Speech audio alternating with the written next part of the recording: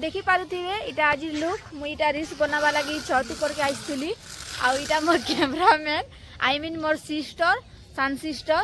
तो आज ब्लॉग हैला एतकी जे कि मुई मोर बाबा के नहीं करी किछि माने तांकर वॉइस नहीं कि सॉन्ग ते सुनवा लगी चाहूचे। तो देखि पारुथिबे इटा मोर बाबा से माने इटा मोर लगी छत नहीं कि साफ कर दउछन बेसी धूल बाल हो जाइथिला हमर तो नुआ करी एबे घर स्टार्ट होइছে। तो इटा से मैं साफ कर दउछन मुई वीडियो बनावार लगी। तो हम बाबा चलो गीत उठे गाओ बोली कहमा केनता गाइबे सुनमा टिके।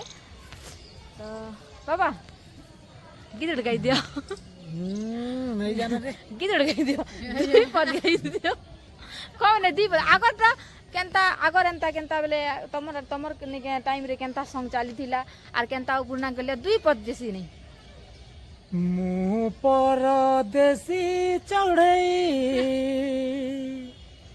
गाइबार स्वप्न नहीं गाई जाए कहाँ पाई जाने ना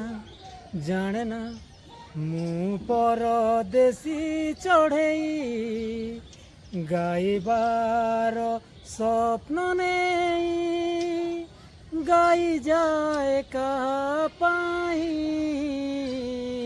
जाने ना मुँह परदेसी चढ़ई। तो देखि पारथिबे मोर बाबा केनती गाइले कमेंट करबो।